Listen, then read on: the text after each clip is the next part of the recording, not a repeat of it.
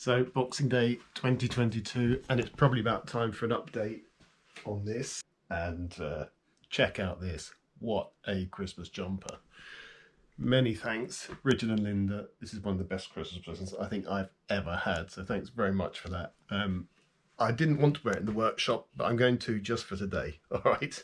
And then I'm going to get my overalls on. It's time to do a bit of an update on the Haga. I did a video of this 10 years ago because the Sprag, the Sprag had gone. In fact, what I was trying to get in that video wasn't the Sprag. It was making a dodgy sound coming from the starter relay. So, but anyway, crazy enough, it started up and made me laugh.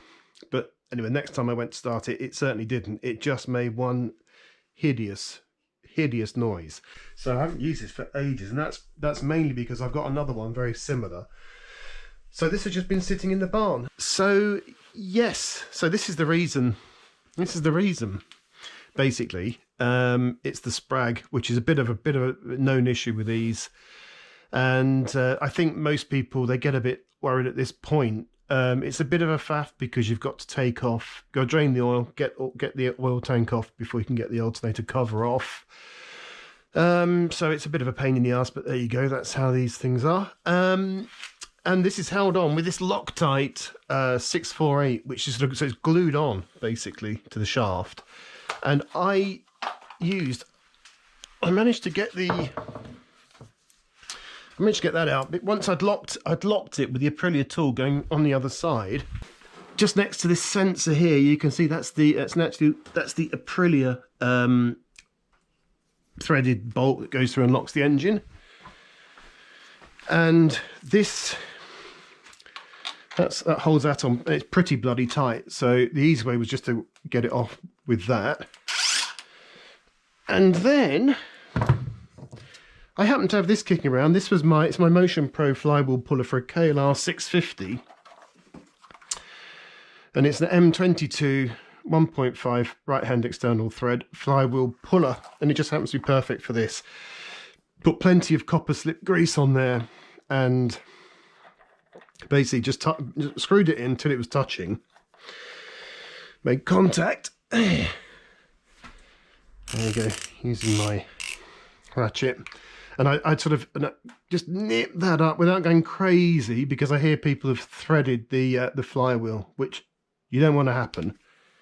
So get a bit of pressure on there. Then I got these two heat guns on here, 1500 watt and a 1600 watt. I had them on full, and just patience. You just sort of take your time here because you want to get this really hot.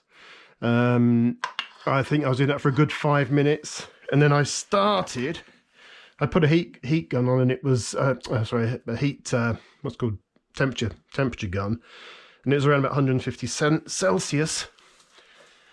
And I would just slowly nip this up a little bit, again without going bananas. You just want to keep a bit of pressure on, then back to the heat. A couple of minutes longer, a couple of minutes more. Crank it again, and eventually, once the heat goes right through and sort of acts on this Loctite that's holding it onto the shaft, it'll come off.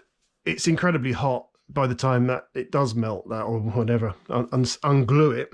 So you'll need some decent gloves, or I suppose you could just thread that in and let it sit there. But anyway, basically, then it comes off. You want to let that cool down.